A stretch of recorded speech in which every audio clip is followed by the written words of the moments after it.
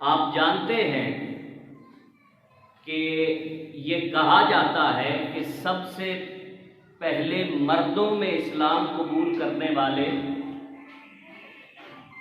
سیدنا صدیق اکبر ہیں۔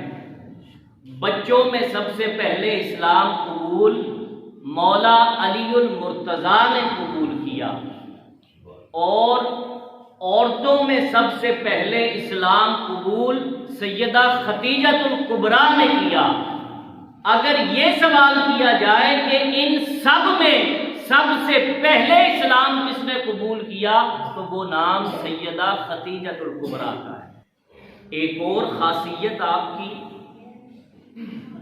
کہ جس نے بھی اسلام قبول کیا اس نے حضور کی دعوت پر قبول کیا۔